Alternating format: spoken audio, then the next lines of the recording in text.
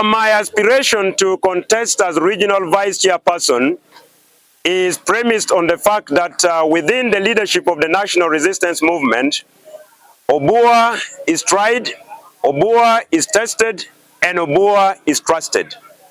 Throughout the ongoing tour of His Excellency the President, I have been part of the National Organizing Committee that traversed the entire country.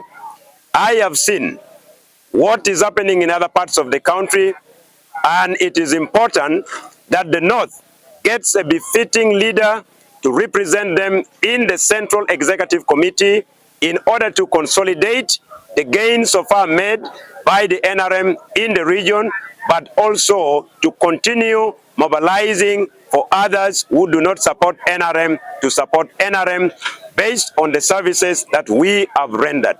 Now, basing on that, I have made a declaration to join the race for the regional vice chairperson of the National Resistance Movement for Northern Region.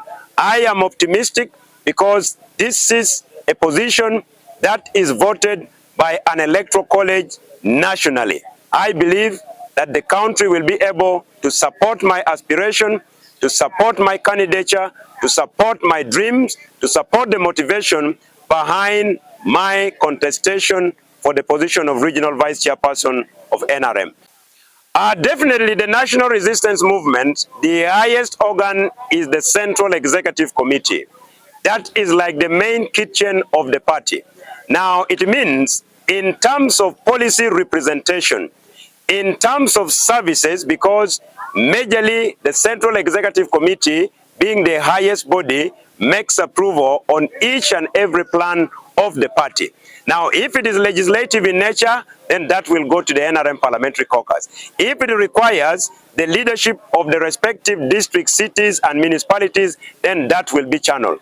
But all in all, it is all about perfect representation.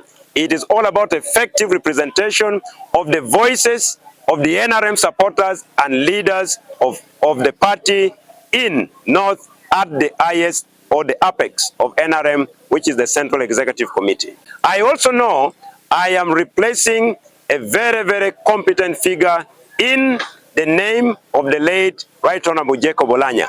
So Northern Uganda deserves a perfect or a better or a fair replacement of the late Jacob Oulanyah. And that is why I am here and I've offered myself.